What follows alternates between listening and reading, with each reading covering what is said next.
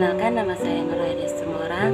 Pada saat ini saya akan membuat sebuah video yang membahas mengenai roh nubuat dan umat yang sisa yang ditugaskan oleh dosen saya, Pendeta Dr. Joseph Sianipar.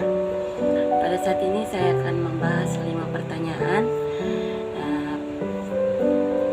Saya akan menjawab dengan singkat. Yang pertama, berapa kali kata nabi, nubuat, bernubuat muncul di Alkitab? Kata nabi muncul di Alkitab itu sebanyak 12 kali, kata nubuat sebanyak 7 kali, kata bernubuat muncul sebanyak 2 kali. Pertanyaan yang kedua, nama-nama nabi yang sering muncul di Alkitab. Yang pertama adalah Nuh, yang kedua Musa, yang ketiga Daniel, keempat Yesaya, kelima Amos, keenam Yoel, ketujuh Yunus, kedelapan Yeremia. Ketiga, sebutkan ciri-ciri nabi yang benar. Yang pertama, rahasia Allah dipercayakan. Yang kedua, membicarakan kebenaran. Yang ketiga, disebut sebagai hamba Allah dan dihubungkan dengan orang kudus dan mereka yang takut akan Allah. Yang selanjutnya, dianiaya karena kebenaran. Yang kelima, pekerjaan berkaitan dengan menubuatkan apa yang akan terjadi. Keenam, memelihara firman Allah. Pertanyaan yang keempat, ciri-ciri nabi-nabi palsu. Yang pertama, mengajar ajaran yang palsu. Yang kedua, menyesatkan hamba-hamba Allah. Ketiga, melanggar hukum Allah.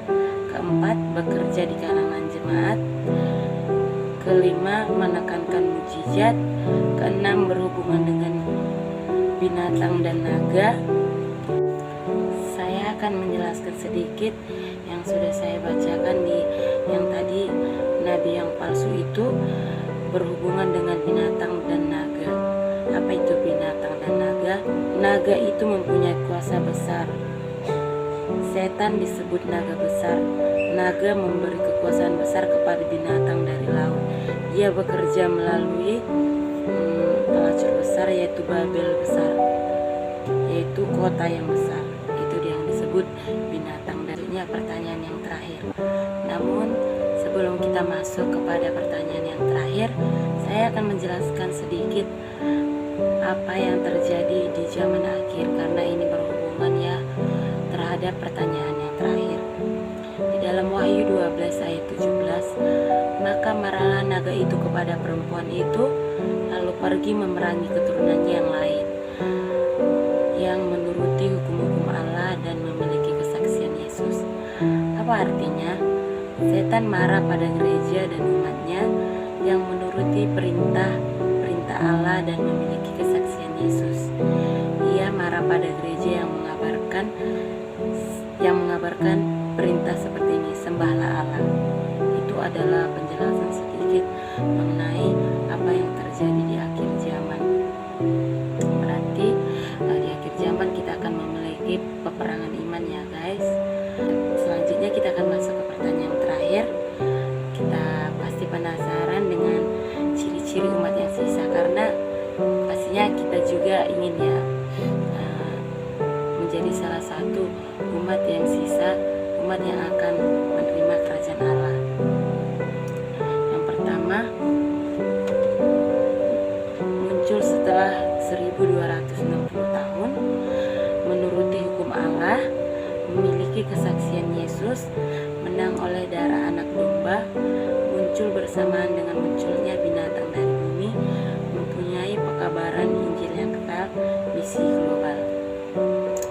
Namun mungkin ada sedikit kebingungannya yang mengenai munculnya bersamaan dengan munculnya binatang dari bumi. Nah, ini tertulis dalam kitab Wahyu ya guys. Kalau kita membaca di sana ada mengenai binatang dan naga, kita bisa membaca di sana. Di sana ada jawabannya. Kalau kita masih penasaran apa itu binatang dan naga.